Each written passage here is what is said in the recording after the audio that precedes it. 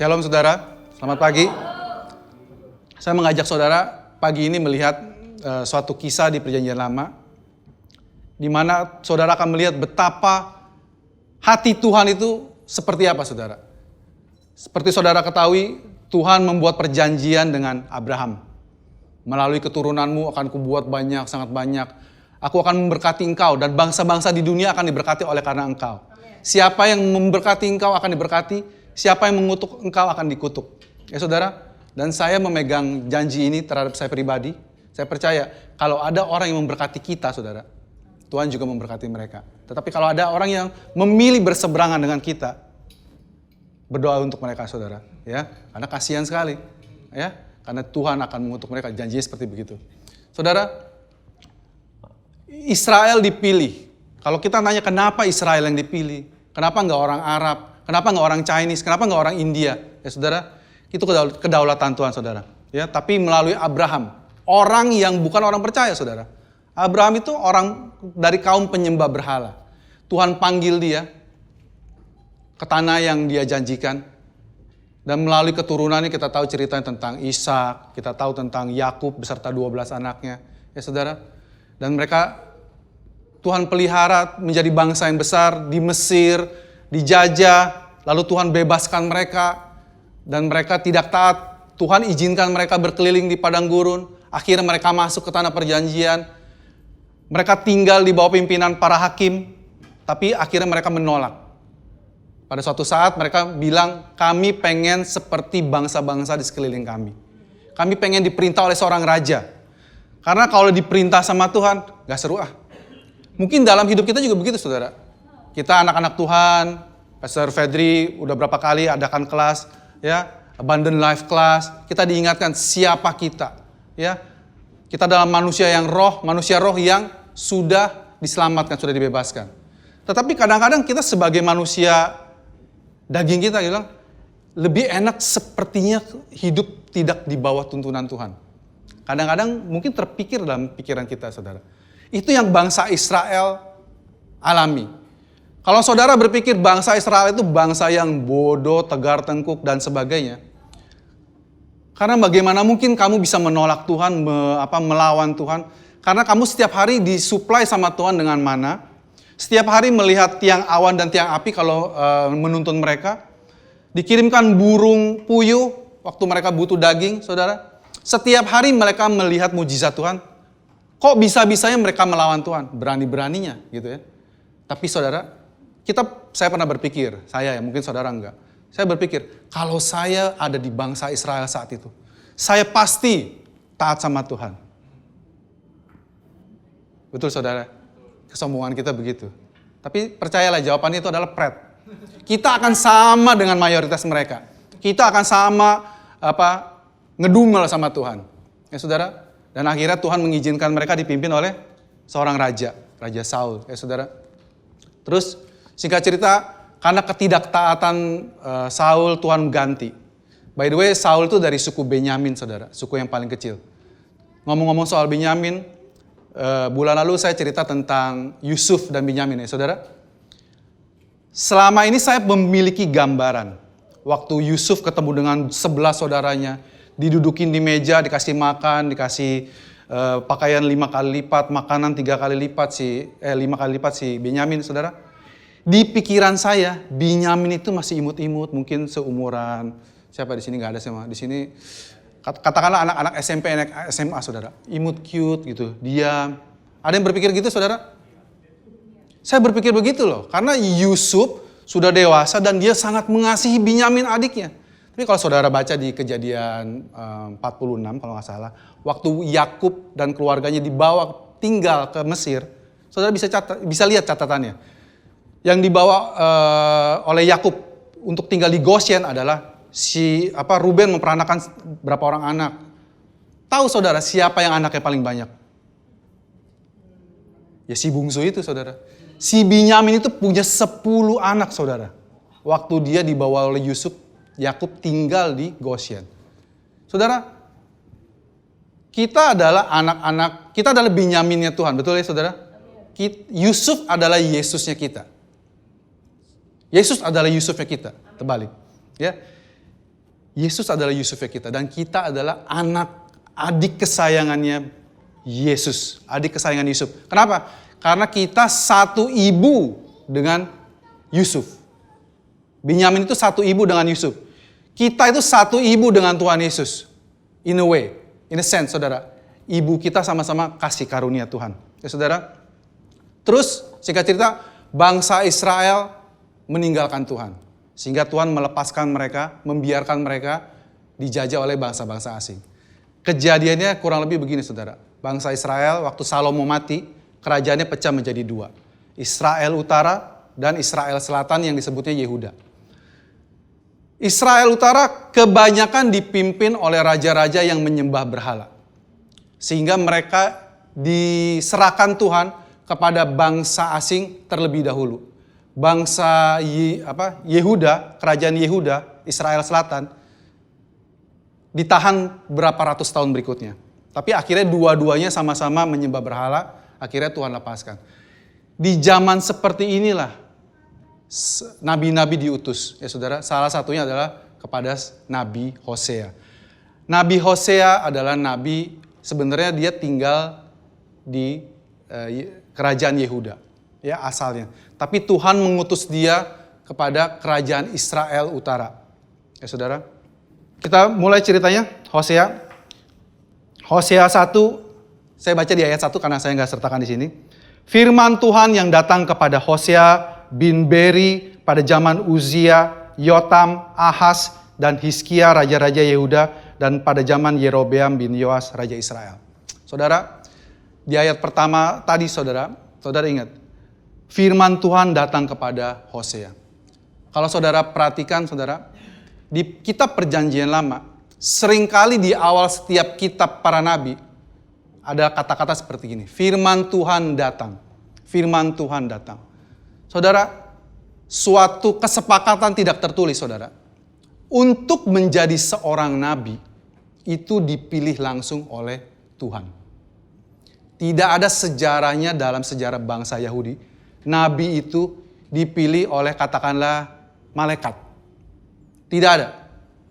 Tuhan sendiri yang memilih seorang nabi. Dan Tuhan berbicara langsung kepada nabi. Dan seringkali saudara mungkin sering ketemukan firman Tuhan datang kepada Abraham. Firman Tuhan datang kepada Hosea. Saudara jangan bayangkan firman Tuhan itu suatu perkataan yang datang saudara. Firman Tuhan itu adalah sesosok pribadi preinkarnasi Tuhan Yesus yang datang sebagai manusia kepada Abraham, kepada Nabi Hosea dalam hal ini. Ya saudara.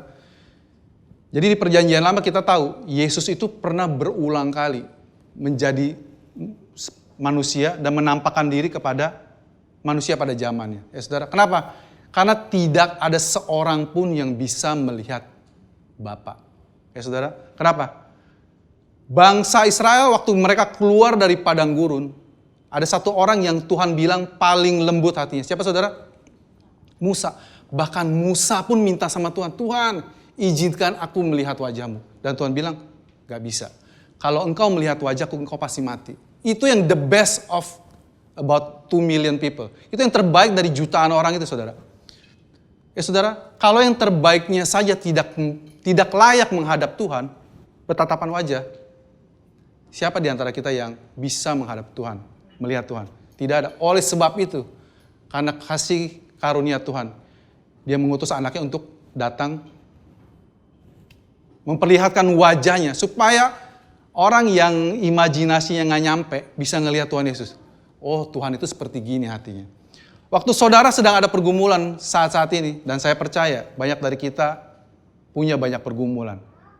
Banyak yang belum nyampe tahun 2023, kita semua udah pada takut mikirin.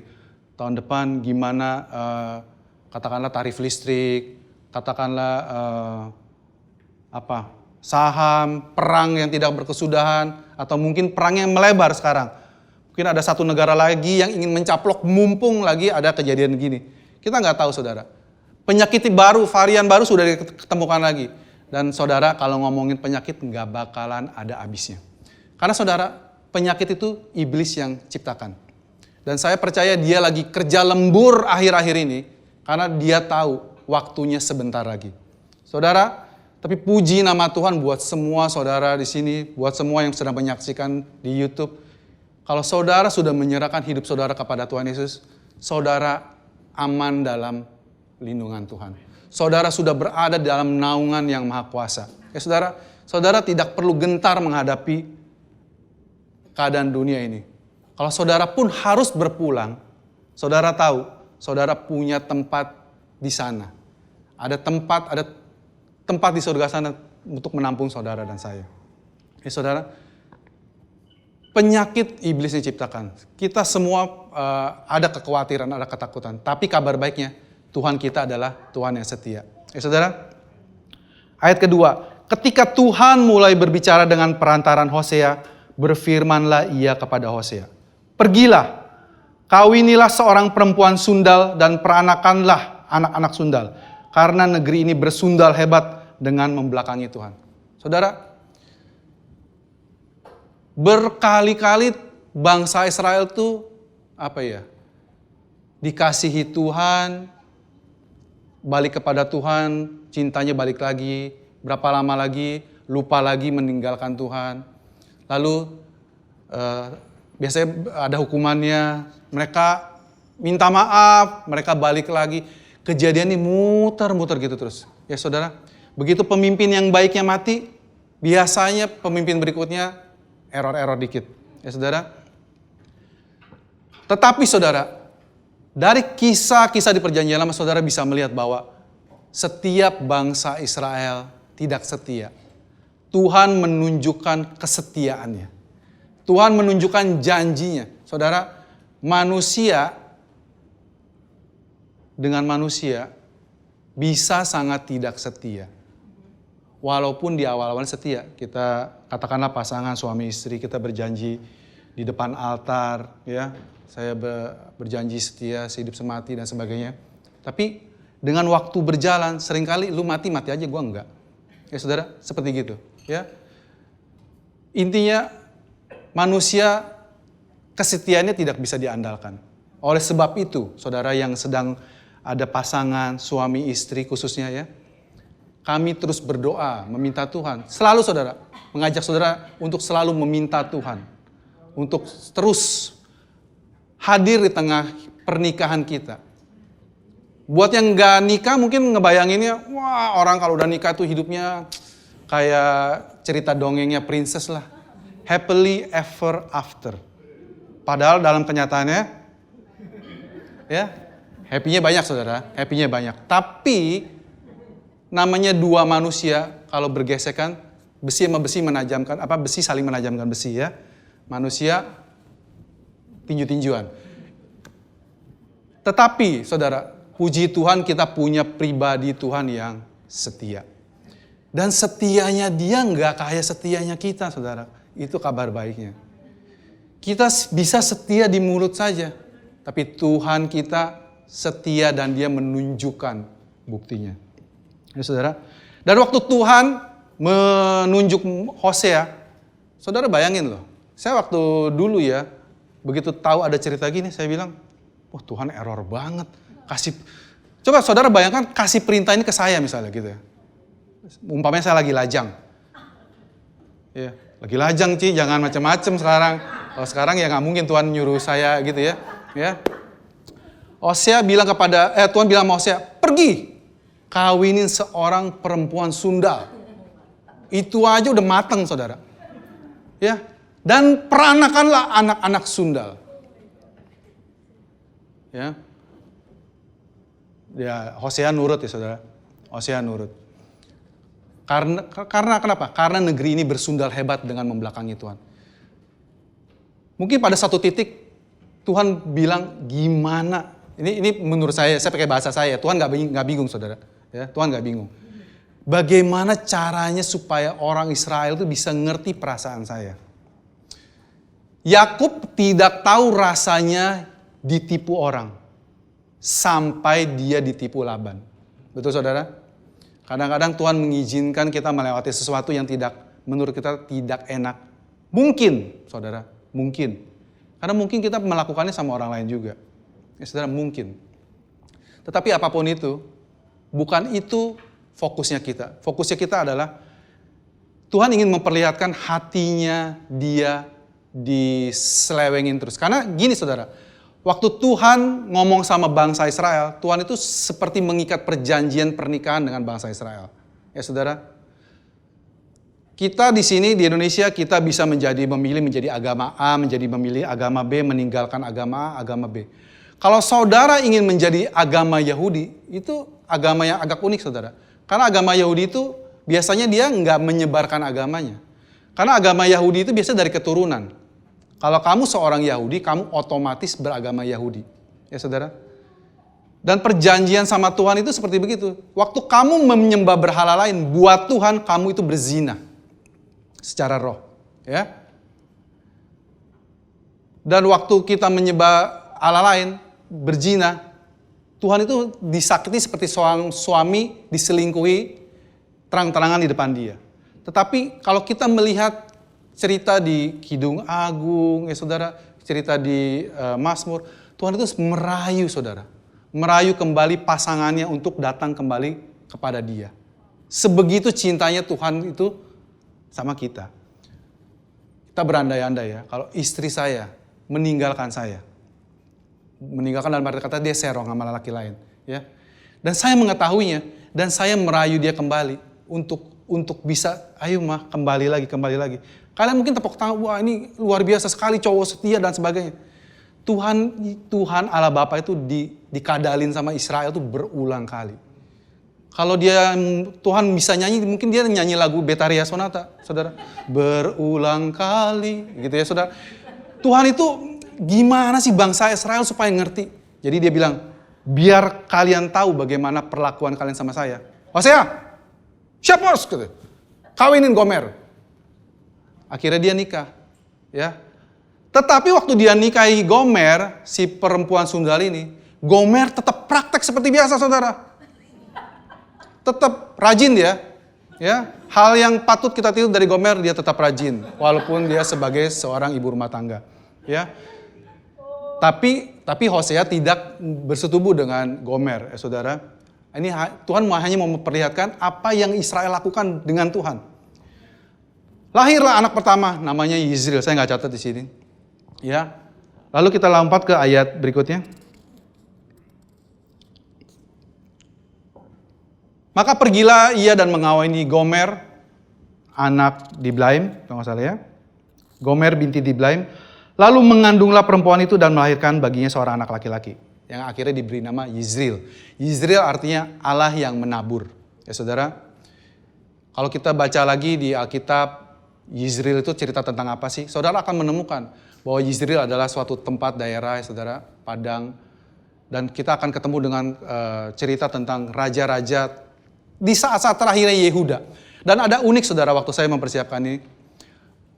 Tuhan berbicara di kitab Hosea ini khususnya. Waktu dia menyebut bangsa Yehuda, Israel Selatan, dia sebutnya dengan Yehuda. Waktu dia menyebut Israel Utara, dia menyebutnya dengan kata Efraim. Ya saudara, Efraim adalah anaknya Yusuf by the way. Ya. Dan ada waktunya juga disebut juga akhirnya nanti Manasye. Inti ceritanya adalah Tuhan mengingat perjanjian dengan leluhur-leluhur bangsa Israel. Jadi waktu ngomong tentang Yizril, Tuhan yang menabur. Ya saudara, lanjut kita ayat berikutnya. Maka perempuan itu mengandung lagi dan melahirkan seorang anak perempuan. Berfirmanlah Tuhan kepada Hosea, berilah nama Lo Ruhama kepada anak itu, sebab aku tidak akan menyayangi lagi kaum Israel dan sama sekali tidak akan mengampuni mereka. Saudara, di sini Tuhan bilang, jadi si Gomer melahirkan lagi, hamil, melahirkan lagi, dan anaknya kali ini perempuan. Dikasih nama Lo Ruhama. Lo itu artinya tidak, saudara. Ya, Ruhama itu sayang. Ini kalau nggak salah akar kata dari rahim, ya saudara. Jadi aku tidak akan menyayangi lagi. Ini Tuhan lagi mengekspresikannya sebagai manusia, saudara. Saudara perlu pahami waktu Tuhan ngomong, jangan literally diambil, diserap, berarti Tuhan ini. Karena Tuhan tidak pernah mengingkari janji, betul saudara kalau dia ngomong. Kalau dia bilang, saya tidak lagi akan menyayangi lagi, saya tidak akan mengampuni kamu lagi. Berarti udah that's it dong, finish dong kita saudara. Tapi Tuhan itu tidak begitu saudara. Dia cuma mengekspresikannya sebagai manusia. kasih nama Lo Ruhama, aku tidak menyayangi kamu lagi. Karena dari nama-nama bangsa Israel biasanya belajar sesuatu tentang banyak hal, saudara. Lalu berikutnya ayat ke-7. Tetapi aku akan menyayangi kaum Yehuda. Yehuda ini yang Israel selatan, saudara. Dan menyelamatkan mereka demi Tuhan Allah mereka. Aku akan menyelamatkan mereka bukan dengan panah atau pedang, dengan alat perang atau dengan kuda dan orang-orang berkuda. Di sini Tuhan membuat perbedaan, di mana satu bangsa yang meninggalkan Tuhan, Tuhan bilang aku tidak akan menyayangi mereka dan aku tidak akan mengampuni mereka lagi. Tetapi kepada Yehuda itu biasanya kebanyakan, ada juga saudara, Yehuda tuh tidak selalu dipimpin oleh raja yang selalu menyembah Yahweh. Ada kalanya mereka menyembah Baal juga, menyembah dewa-dewa asing juga. Gak usah jauh-jauh saudara, biangnya mereka yang membuat bangsa Israel pecah, yaitu Salomo, melakukannya. Saudara coba pikirkan, Salomo itu kurang apa lagi saudara? Tuhan menjadikan dia manusia paling berhikmat di dunia ini.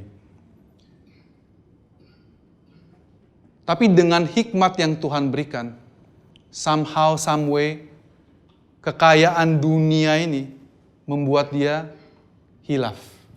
Ya saudara, kita tahu dia memiliki 700 istri dan 300 selir. Dan saya percaya juga, ini adalah bagian dari hikmat yang Tuhan berikan. Betul, Pastor? Pikirin tuh 1000 orang bagaimana cara ngeberesinnya. Ya, 1 hari 5 aja, setahun lagi pun nggak ketemu. Ya, begitulah. Ya, tapi demikian juga dengan kita, saudara. Kalau Tuhan memberikan yang baik buat dalam hidup kita, apakah itu bakat, apakah itu kekayaan, kepintaran, pengaruh, saudara. Apakah yang saudara miliki sekarang ini akan saudara pakai buat Tuhan? Atau gara-gara begitu, saudara malah menjauh dari Tuhan. Lebih parah lagi, bukan menjauh, mengkhianati Tuhan. Ya. Dengan hikmat yang diberikan kepada Salomo, bukannya dia menjadi lebih takut dengan Tuhan, lebih taat hidupnya sama Tuhan, dia malah jadi teralihkan. Saudara tahu kan, Salomo itu semua hal sudah dia lakukan. Dan akhirnya dia bilang apa? Semuanya sia-sia. Di bawah kolong langit ini tidak ada yang baru. Saya sudah mencoba musik, saya sudah mencoba pertanian, saya sudah mencoba arsitektur, saya mencoba semua hal. Dengan puluhan tahun dia jadi raja, nggak ada hal yang dia kerjakan lain. Karena selama hidupnya Salomo, selama dia memerintah 40 tahun, tidak pernah perang sama sekali, saudara. Semuanya sudah ditaklukkan oleh Daud bapaknya. Dan dalam hal ini Salomo juga sebenarnya ada sebagian gambaran dari kita, saudara. Bapak kita melalui Yesus Kristus sudah mengalahkan semua musuh-musuh kita. Sehingga dalam hidupnya kita sekarang sebagai raja, anak-anak raja, anak Raja Daud, kita anak-anak Tuhan Yesus, tidak ada lagi sebenarnya musuh-musuh yang masih menang dalam hidup kita. Semuanya sudah dikalahkan.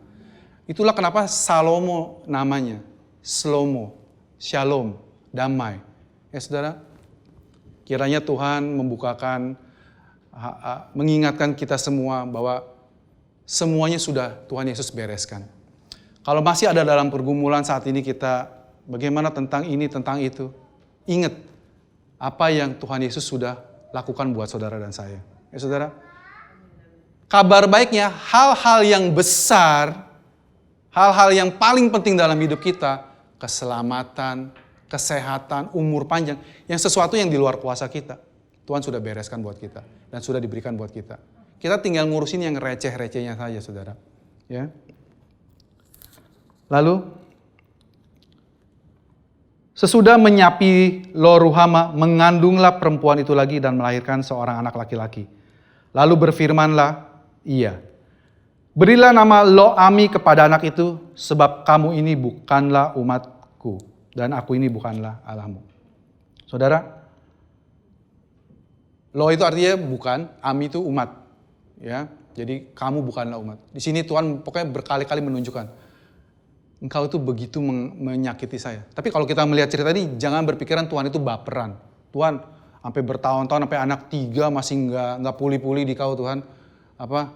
Kalau saudara mungkin sedang mengalami, apa istilahnya ya, Tuhan lagi memproses saya. Tapi waktunya lama banget Tuhan. Tuhan cepetan dong, Tuhan prosesnya dipercepat. Saudara, saya percaya.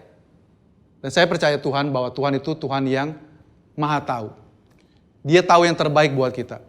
Dan waktu kita akan mencari, kalau saudara ketik setia, gitu ya, akan keluar kata-kata setia dari perjanjian lama, perjanjian baru. Banyak sekali saudara. Dan di perjanjian yang baru, khususnya di 1 Korintus, saudara akan ketemu pencobaan-pencobaan yang kamu alami adalah pencobaan yang biasa. Ya, karena waktu kamu menghadapinya, itu dia adalah setia saudara. Tuhan kita itu Tuhan yang setia. Kita itu nggak pernah dicobain sendirian. Saudara, ngomong tentang pencobaan. Salomo dengan segala kekayaannya, kelebihannya, sama dengan Adam memiliki semuanya, segalanya di taman itu, sempurna semuanya. Dia dicobai dan dia gagal. Betul saudara? Yesus, waktu dia berpuasa 40 hari 40 malam, dengan ketidakpunyaan apa-apa sama sekali, Yesus dicobai oleh iblis. Dan Yesus berhasil menang, saudara. Jadi kita melihat perbandingannya. Apa yang Adam, Salomo lakukan dengan apa yang Yesus lakukan. Waktu Tuhan bilang, aku tidak akan mengampuni kamu lagi. Aku marah sama kamu. Ya. Oleh sebab itu kamu bisa ngelihat hidupnya si Hosea. Tapi saudara, kalau saudara baca terus saudara, apakah akhirnya dipulihkan? Iya, karena melalui janji-janjinya nanti akan datang seorang penyelamat. Akan datang seorang Mesias yang baru. By the way, buat orang Yahudi, kata Mesias itu umum saudara. Ya, Mesias itu yang diurapi. Dan yang diurapi di bangsa Israel itu banyak. Ada nabi, ada raja, ada imam, semuanya itu diurapi. Ya. Tapi akan ada satu nanti yang the anointed one, yang diurapi itu. Yang akan datang akan menyelamatkan kalian semua. Ya, saudara, kalau kita ngelihat kata-kata tentang Allah yang setia, saudara bisa mengingat Kejadian 24. Waktu Abraham mengutus hambanya untuk mencari pasangan untuk Ishak anaknya. Saudara ingat ini 2 bulan lalu cerita tentang ini. Si hamba ini berdoa kepada Yahweh, ya Tuhan Allah Abraham, berkati perjalanan ini. Tunjukkan kasih setiamu Tuhan. Ya, di Kejadian 24 ayat 12. Di Kejadian 24 ayat 27 dia ulangi lagi. Waktu dia lagi mau bertemu Ribka di sumur. Dia bilang, tunjukkanlah kasih setiamu Tuhan. Dan Tuhan menunjukkan. Ya, saya ajak saudara baca yang di Mazmur. Di Mazmur 31. Mazmur 31 ini adalah Mazmur nubuatan mesianik saudara. Ini adalah kata-kata yang Tuhan Yesus ucapkan waktu dia disalib saudara. Di ayat 6 sebenarnya saudara. Ke dalam tanganmu lah kuserahkan nyawaku. Engkau membebaskan aku ya Tuhan Allah yang setia. Ini teriakan Yesus waktu di kayu salib saudara. Di Keluaran 34 ayat 6. Waktu Tuhan berjalan, waktu Musa bersembunyi di celah gunung. Dan Tuhan berjalan melewatinya. Tuhan, Allah yang setia kasih sayangnya, ya, yang besar kasih setianya. Ya. Disinilah Musa melihat punggungnya Tuhan. Seperti saya bilang tadi, yang terbaik dari bangsa Israel waktu keluar di padang gurun adalah Musa. Tetapi Musa hanya melihat punggungnya Tuhan Yesus. Dan kita diingatkan lagi di perjanjian baru. Waktu Yesus sedang berjalan sampai di pantai. Waktu dia baru sampai di pantai, ada seorang pemimpin rumah ibadat menghampiri dia, Yairus. Tuhan tolong saya, anak saya sedang sakit. Tolong sembuhkan. Dan Tuhan Yesus waktu itu sebagai selebriti, ya, dia lagi berjalan dikerumunin orang banyak pasti. Waktu dia sambil berjalan mengikuti Yairus, ada seorang perempuan memegang jubahnya dari belakang. Saudara ingat ya? Waktu jubahnya dipegang. Dan saya percaya saat Yesus berjalan dari pantai sejauh itu, Sudah banyak orang yang megang-megang. Seperti saudara ngelihat kalau misalnya Cristiano Ronaldo lewat, di sesak-sesakan sama kita pasti meper, ya kan? Pasti meper kita pegang-pegang. Aduh, udah megang nggak mau cuci tangan dan sebagainya, ya kan? Itu kayak gitu. Saya percaya Yesus juga begitu. Waktu dia lewat, orang pegang-pegang. Tapi waktu ada perempuan yang sedang pendaran memegang ujung jubahnya dia, ada kuasa yang keluar. Dan Yesus tahu, Yesus berhenti. Sebenarnya Yesus bisa nggak jalan terus? Lewat aja, jalan aja terus. Apalagi kalau nanya Yairus bilang, buruan sus, buruan. Anak saya darurat nih, ya kan? Tapi Yesus berhenti, saudara. Yesus membalikkan badannya. Siapa yang menyentuh aku? Dan murid-muridnya sama seperti kita pasti nanya. Nanya, segini banyak orang megang kamu, gitu kan? Pasti ada yang megang. Enggak, ada orang yang memegang aku, gitu. Dan ada kuasa yang keluar. Dan wanita itu gemeter ketakutan. Betul, saudara? Gemeter. Saya percaya dia bukan hanya gemeter ketakutan, tapi gemeter takjub, saudara. Kenapa? Waktu dia menjamah jubahnya Tuhan Yesus, dia merasa tubuhnya langsung kering. Berhenti pendarahannya, saudara. Jadi waktu dia ditanya, dia ngaku, saya yang menjamah jubahmu. Kenapa kamu menjamah saya? Karena aku percaya saat ku pegang ujung jubahmu saja, aku pasti sembuh. Tapi inti dari yang saya mau sampaikan adalah, Yesus tidak membiarkan wanita ini melihat punggungnya saja.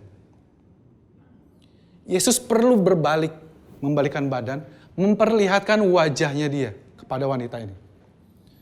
Karena kalau Yesus nggak balik memperlihatkan wajahnya, saudara, wanita ini akan merasa, saya berhasil mencuri kesembuhan dari Tuhan. Dan saya percaya Tuhan Yesus juga nggak merasa kurang apa. Ada orang disembuhkan curi kuasa, ya saudara. Saya percaya Tuhan Yesus juga baik-baik saja. Tapi Tuhan Yesus ingin menunjukkan hatinya Bapa. Bahwa sebenarnya Tuhan itu, Bapa itu ingin selalu menunjukkan wajahnya kepadamu. Oleh sebab itulah doa imam besar buat bangsa Israel selalu, Tuhan menghadapkan wajahnya kepadamu. Karena selama mereka hidup, mereka tidak pernah melihat wajahnya Tuhan, saudara. Betul, saudara? Karena mereka tahu siapapun yang melihat wajah Tuhan mati. Oleh sebab itu waktu murid-murid Tuhan Yesus, Petrus terutama, kita ingat ceritanya, waktu Petrus dipinjam perahunya oleh Tuhan Yesus, waktu dia disuruh menjala ikan, Petrus bilang, kami sudah menjala semalam-malaman. Saya nih bos, nelayan, udah puluhan tahun nelayan. Tuhan Yesus tukang kayu, nyuruh saya ngejala lagi. Betul, saudara? Kalau kita pikir adu pinter-pinteran sama Tuhan Yesus, sama Tuhan, ya. Misalnya Rudi produksi TV mobil, ya. Terus somehow Tuhan ngomong dalam hatinya, Roh Kudus ingatkan dia, lakukan ini Rud. Kan Rudi nggak bakalan bilang, Tuhan Yesus tukang kayu, ngerti apa sama elektronik, kan gitu kan? Mungkin itu juga yang Petrus pikirkan, tapi Petrus karena engkau yang berkata, aku ikut. Waktu dia berhasil menjala, apa yang terjadi, saudara? Kapalnya hampir tenggelam dan dia meminta bantuan Yakobus dan Yohanes untuk bantuin bawa berkat. Ya saudara. Tapi apa responnya Petrus? Petrus bilang begini, pergi dariku Tuhan, aku manusia berdosa. Waktu ada Petrus yang sama diajak Tuhan ke gunung transfigurasi. Waktu awan kemuliaan turun dan dia melihat penampakan Elia dan Musa bersama-sama dengan Tuhan Yesus. Mereka semua menutup mata karena ketakutan. Kenapa? Karena mereka tahu dari perjanjian lama bahwa setiap awan Tuhan turun, awan kemuliaan Tuhan turun, begitu selesai pasti ada yang mati atau kena hukuman. Mereka ingat dengan kisahnya Miriam, ya saudara. Mereka takut karena mereka tahu kalau mereka bertemu dengan orang kudus, malaikat. Saudara juga bisa lihat di perjanjian lama, setiap mereka bertemu malaikat, katakanlah siapa? Bapaknya si Samson, ya saudara, papanya Yohanes Pembaptis, begitu ngeliat malaikat mereka bilang, mati aku. Nah sosok ilahi itu kalau bertemu dengan manusia inferior, saudara, menghadapi kekudusannya Tuhan. Tapi saudara, kabar baiknya Tuhan kita adalah Tuhan yang setia. Sekarang kita mau lihat di perjanjian baru, saudara. Saya mengajak saudara di Roma 3. Ini adalah surat Paulus. Kita ini sekarang hidup di perjanjian baru. Amin saudara? Dulu waktu saya pertama kali mengenal pengajaran kasih karunia, somehow saya mendapatkan seperti gini saudara. Sekarang kita, hukum yang berlaku adalah hukum perjanjian baru. Perjanjian lama itu nggak ada gunanya. Ya, jadi waktu saya sharing pertama kali saudara, membagikan sukacita saya kepada teman-teman saudara kita, saya bilang, dan mereka komplain. Buat apa kalau gitu ada perjanjian lama kata dia. Kalau kita nggak boleh baca kata dia. Somehow, some way saya bisa menjelaskan kepada mereka itu seperti begitu. Mereka mendapatkan bahwa perjanjian lama itu sudah tidak ada gunanya lagi. Somehow, some way. Salahnya pasti di saya saudara. Ya. Tapi kita melalui perjanjian lama kita tahu bahwa ada yang berubah di perjanjian yang baru. Oleh sebab itu setiap ada jiwa baru yang diselamatkan, kalau mereka punya kerinduan, saya mau baca Alkitab mulai dari mana? Kita selalu menganjurkan mereka untuk baca dari perjanjian yang baru. Kalian bisa baca dari Matius dulu, keempat kitab Injil itu dulu aja. Ya. Walaupun saudara, kitab Injil belumlah sepenuhnya perjanjian baru. Betul saudara? Karena kapan perjanjian yang baru itu sebenarnya dimulai? Waktu Yesus mati, waktu Yesus bangkit, dan waktu Yesus naik ke surga. Kalau saudara benar-benar mau tahu apa yang ada di perjanjian baru, saudara baca surat-suratnya Rasul Paulus. Mulai dari kitab Roma, ya saudara, sampai 2 Tesalonika. Itu yang selalu Pastor Paul dan pastor-pastor sini untuk ingatkan. Saudara, mumpung masih di sini, siapa yang kurang tertarik, kurang rajin membaca Alkitab yang tertulis? Nggak usah angkat tangan lah ya, pasti banyak yang angkat tangan. Saya salah nanya. Gini saudara, saya tahu banyak dari kita ada kesulitan, ada keengganan untuk baca. Alkitab kan tulisannya kecil-kecil gitu ya. Kalau lihat yang di elektronik memang lebih komplit, lebih cepat. Tapi kalau ngebaca secara langsung sebenarnya enakan yang tertulis. Lihat sebelumnya, sesudahnya itu gampang. Kalau yang di ini chapter 1 yang sebelumnya itu kita harus bukanya itu lambat. Tapi puji Tuhan, dengan kemajuan teknologi, kita ini sekarang sudah ada yang namanya audio Bible. Ya. Kalau Pastor Fedri ngingetin kita bahwa firman Tuhan adalah makanan buat roh kita. Betul saudara? Amen. Kalau kita nggak makan, roh kita tuh kering, mati. Kalau kita sulit makan dengan normal, kalau kita secara manusia normal, makannya sulit, apa yang dilakukan saudara? Kita di rumah sakit diinfus, betul saudara? Kasih makanan. Kalian bisa infus roh kalian kalau gitu. Dengan mendengarkan audio Bible. Ya saudara, dengerin sambil kalian nyetir, sambil kalian masak. Bahkan saya kalau lagi mau tidur, seringkali juga saya setel. Saya pakai earphone. Ya lain ya saudara ya. Mungkin kalian gak setuju dengan saya, mungkin bahayalah dan sebagainya, radiasi. Ya, saya mendengarkan audio Bible saudara. Mungkin saya gak dengerin semua, gak inget semua. Tapi saya percaya, roh saya makan.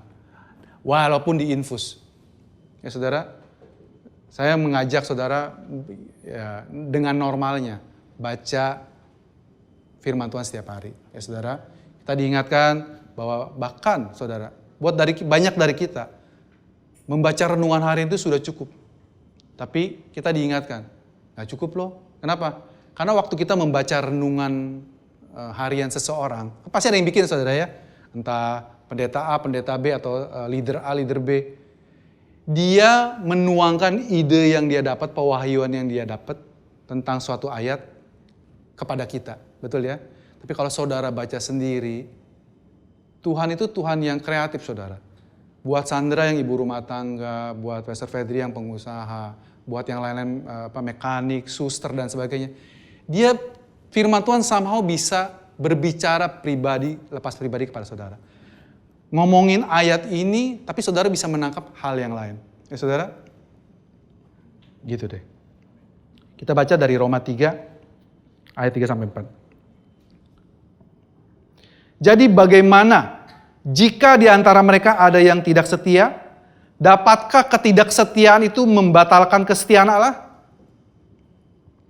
Saudara, Rasul Paulus bertanya kepada bangsa Israel, ya, kepada para pendengarnya. Kalau dari semua kalian pengikut Tuhan Yesus, sudah percaya kepada Tuhan, Allah yang menyelamatkan mereka. Di antara mereka ada yang tidak setia. Dapatkah ketidaksetiaan kalian membatalkan kesetiaan Allah? Puji Tuhan, Paulus tidak bertanya lalu ditinggal. Dia kasih jawabannya. Sekali-kali tidak. Sebaliknya, Allah adalah benar. Dan semua manusia pembohong.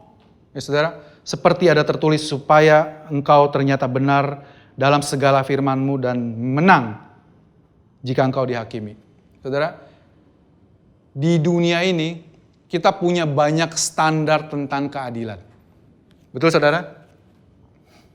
Minggu ini kebetulan anak laki-laki saya ada tugas membuat cerita. Somehow, some way, saya diingatkan cerita tentang seorang hakim yang bijaksana. Ya, mungkin saudara pernah dengar cerita ini. Ada seorang miskin di suatu desa tinggal bersebelahan dengan seseorang yang sangat kaya raya. Orang yang miskin ini saking miskinnya nggak bisa beli lauk. Dia cuma bisa makan nasi putih doang. Kebetulan di sebelah rumahnya yang bertingkat itu, corong dapurnya itu menghadap ke rumah dia. Dan tetangga sebelah yang kaya, masakan itu enak terus. Wah, kalau sebelahnya Pastor Yudi itu pasti baunya B2, ya. Setiap dia mencium bau itu, dia ambil nasi putih, dia makan. Gitu. Somehow dia bisa makan dengan enak, dengan mencium baunya. Dia lakukan itu terus. Makanya ini orang miskin, tapi badannya sehat. Ya, badannya sehat. Saya nggak bilang saudara yang badannya sehat makannya nasi putih doang. Tapi sampai suatu hari si tetangga yang kaya ini mendapati, begitu caranya. Ternyata dia menghirup asap dapur saya. Mesti dikenain pajak ini katanya. Dia laporin kepada hakim di kota itu. Hakim ini terkenal hakim yang adil, hakim yang bijaksana. Ya, Jazbau. Ya, by the way ini bukan di Cina. Ya, hakim yang bijaksana. Lalu dipanggil. Lalu orang kaya ini menceritakan kisahnya. Ternyata ini tetangga saya begini. Hakim itu ngedengerin. Oke. Terus, bagaimana hakim? Dihukum nggak? Hakim bilang, oke, saya putuskan tetangga kamu yang di sebelah yang menghirup aroma itu diputuskan harus membayar denda 30 keping logam. Wah, orang-orang yang ngedengerin, adil di mana gitu kan? Hakim error, betul saudara? Hakim error. Saya nggak punya uang Pak Hakim. Ya, of course dia kecewa ya. Keputusannya begitu, tapi dia adalah hakim. Keputusannya begitu. Terus hakim itu bilang, kamu punya uang nggak? Nggak punya uang. Saya pinjemin, kata hakim itu. Dia keluarin uangnya, 30 koin. Pak, ya, orang kaya dipanggil. Ini ya pembayaran kamu. 1, 2, 3, cengkling. Orang kaya udah siap. Dapat duit, gitu ya kan. Begitu selesai, udah. Itu pembayaran kamu katanya. Orang kaya bingung. Maksudnya apa? Orang ini cuma mencium baunya kamu, makanan kamu. Makanya kamu dapat duit cuma denger duitnya doang. Cengkling, bayar gitu. Orang-orang kagum. Betul-betul dia hakim yang bijaksana. Begitu kan? Saudara, dalam kehidupan kita, mungkin kita bertemu dengan orang-orang yang kita pikir adil.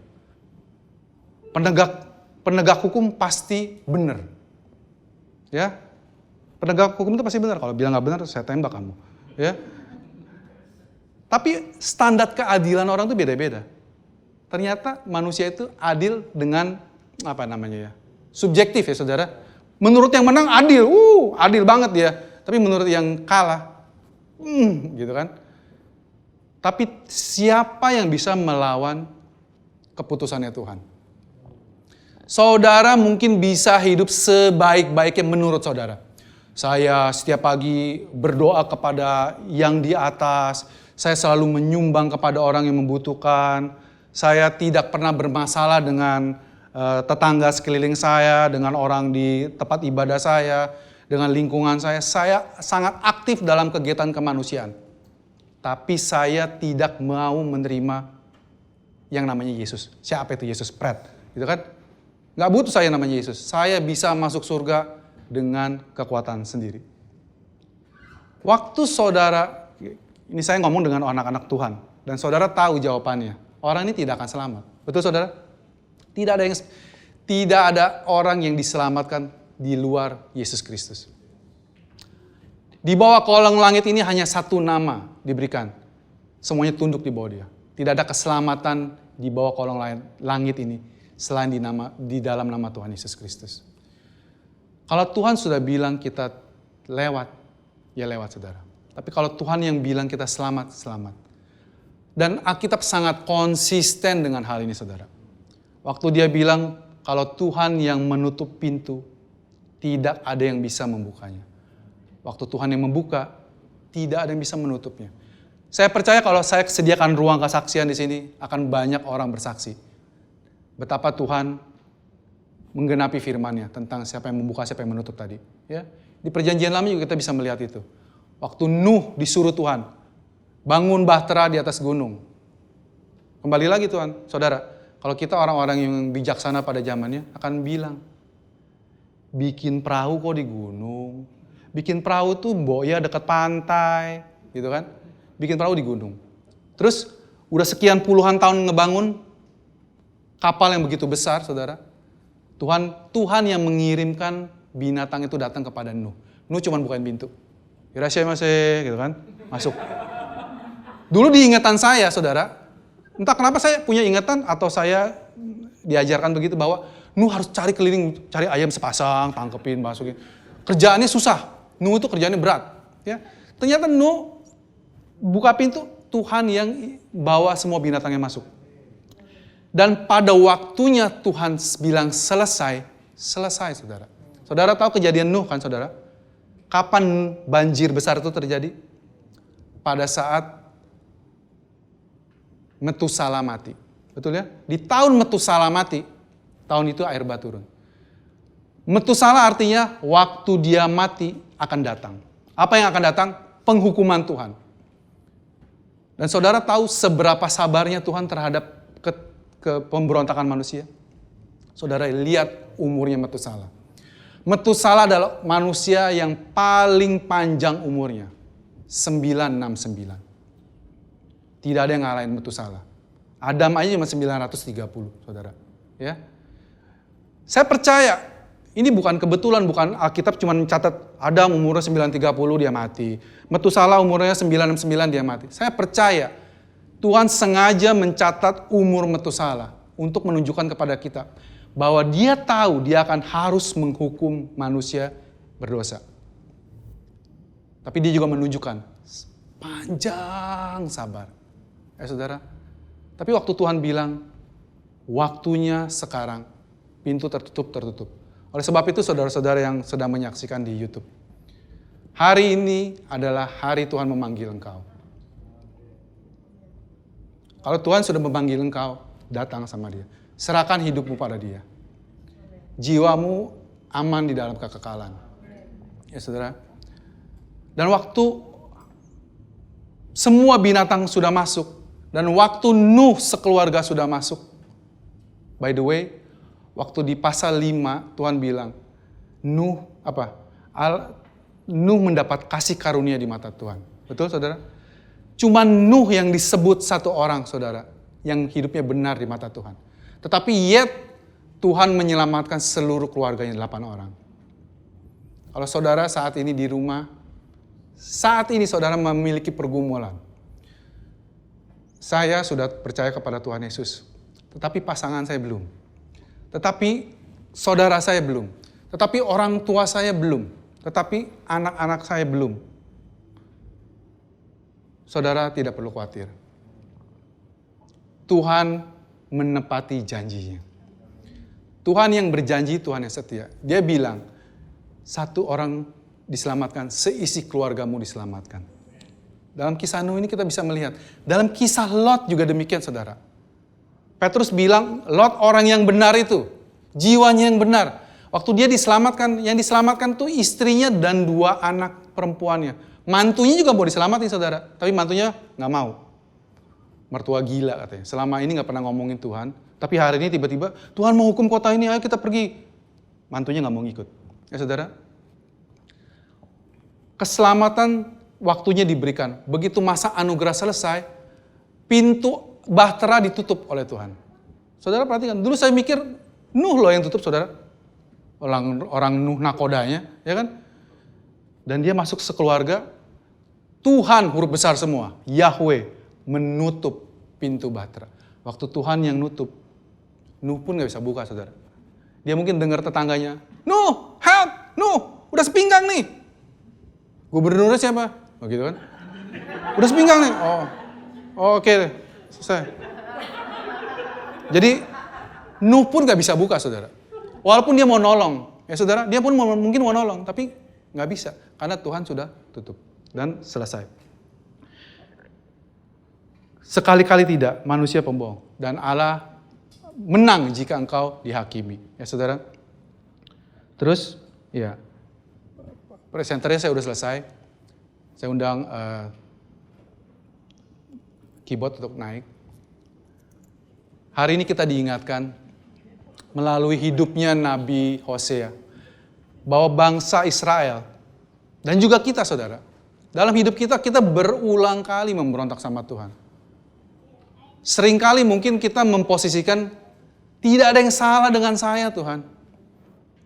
Saya selalu taat sama Tuhan, tapi kenapa ini terjadi? Saudara, saya nggak bilang ada yang salah dengan saudara. Tapi satu hal yang pasti, Allah yang kita sembah adalah Allah yang setia. Dan waktu kita sedang menjalani hal-hal yang sulit kita lewati dalam hidup ini, ketahuilah, Dia tidak pernah meninggalkan kita. Melalui hidup kisah Nabi Hosea ini, kita diperlihatkan berulang kali bangsa Israel mendukakan Tuhan.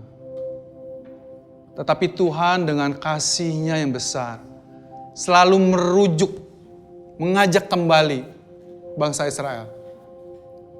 Dan waktu bangsa Israel kembali, entah berapa lama mereka akan meninggalkan Tuhan lagi. Tetapi diingatkan, karena di akhir ceritanya Tuhan memulihkan janjinya dengan Abraham.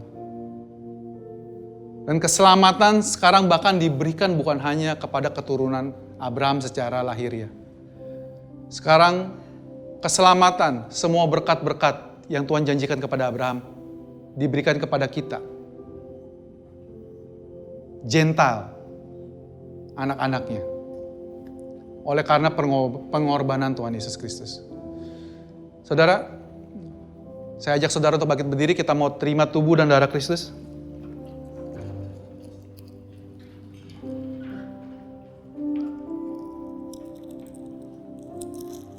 Sungguh Engkau baik Tuhan.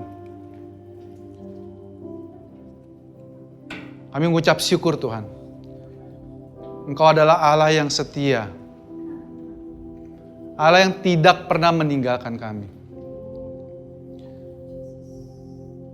Allah yang dengan kasih-Nya, dengan hikmat-Nya, memberikan yang terbaik semua yang kami butuhkan dalam hidup kami saat ini. Bahkan sebelum kami minta. Firman Tuhan berkata, Allah memperdamaikan kita dengannya di saat kita masih menjadi seterunya, menjadi musuhnya. Sungguh besar kasih-Mu buat kami ya Tuhan. Terima kasih Tuhan Yesus buat pengorbanan yang Yesus sudah lakukan buat kami semua. Mari kita angkat roti di tangan kanan kita saudara. Kita mengucap syukur buat semua yang Tuhan Yesus sudah lakukan bagi kita di kayu salib. Tubuhnya dihancurkan, dicabik-cabik, dilukai, kepalanya ditusuk duri, lambungnya ditikam, dipukuli, diludahi, ditelanjangi, kaki dan tanganmu dipaku. Engkau berteriak memanggil, Allahku, Allahku, mengapa engkau meninggalkan aku?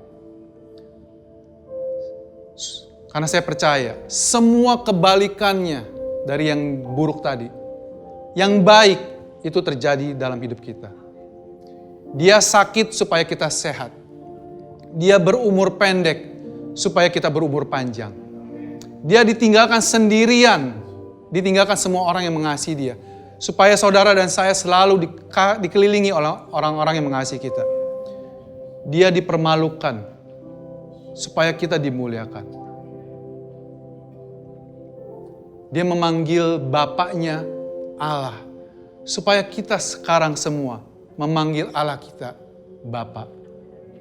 Terima kasih Tuhan Yesus buat semua pengorbananmu yang Engkau sudah lakukan bagi kami di kayu salib. Banyak hal yang kami belum mengerti Tuhan, apa saja yang sudah Engkau lakukan. Tapi kami mau terima semuanya Tuhan, dengan penuh ucapan syukur. Di dalam nama Tuhan Yesus, mari kita terima saudara.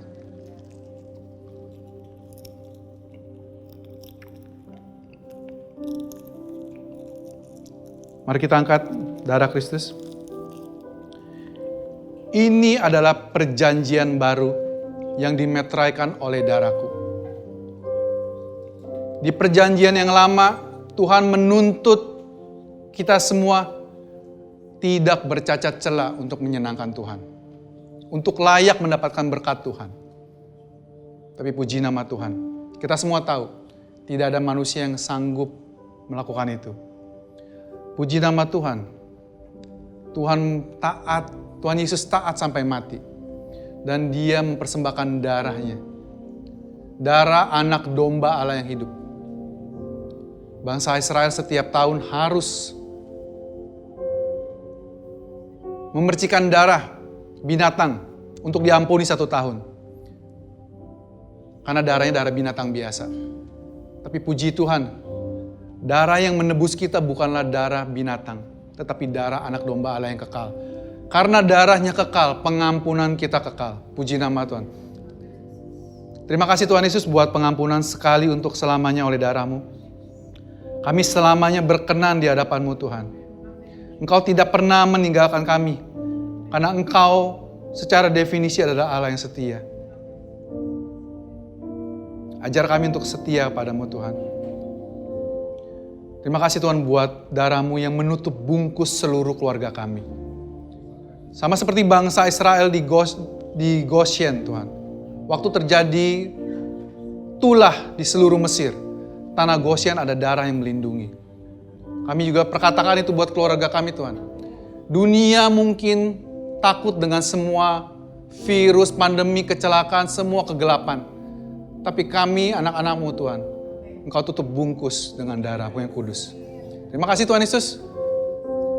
Tidak ada kecelakaan, tidak ada kematian, tidak ada hal-hal buruk terjadi dalam kehidupan keluarga anak-anak-Mu tempat ini. Terima kasih Tuhan, mari kita terima darah Kristus, pengampunan dosa sekali untuk selamanya. Amin. Terima kasih Tuhan Yesus buat semua pemberian-Mu, buat semua anugerah-Mu dalam hidup kami. Kalau sebentar lagi Tuhan, kalau kami mau memberikan persembahan kami kepadamu, kami mau memberi dari ucapan syukur kami Tuhan. Karena Engkau sudah terlebih dahulu memberikan yang terbaik kepada kami. Kau memberikan Yesus buat kami Tuhan. Kami mau memberi dengan sukacita Tuhan. Karena Engkau senang Tuhan saat anak-anak-Mu memberi dengan sukacita. Dan biarlah pemberian kami ini Tuhan, Engkau pakai Tuhan untuk memperluas kerajaan-Mu, untuk menyatakan kepada dunia bahwa Engkau Allah yang sangat mengasihi dunia ini. Dan Engkau sudah memberikan anak-Mu yang tunggal untuk menyelamatkan kami semua. Terima kasih Tuhan Yesus. Engkau memberkati semua tangan-tangan yang memberi. Thank you Jesus. Amin. Saudara, kita angkat tangan, kita mau tutup ibadah kita siang ini. Pulanglah dengan damai sejahtera Tuhan Yesus Kristus. Kasih karunia Tuhan menyertai engkau seumur hidupmu. Tuhan yang memelihara keluargamu, pekerjaanmu, usahamu, pergumulanmu, dia selalu hadir menemanimu. Dia akan menunjukkan kesetiaannya terhadap dirimu, khususnya di minggu-minggu ini. Terus berserah kepada Tuhan, bersandar kepada Tuhan, Allah yang setia itu. Bapa kita, Bapa yang sangat mengasihi kita. Pulanglah dengan damai sejahtera, penyertaan dan tuntunan Roh Kudus. Mulai hari ini sampai selama-lamanya. Tuhan Yesus memberkati. Amin. Selamat hari Minggu. Tuhan Yesus memberkati.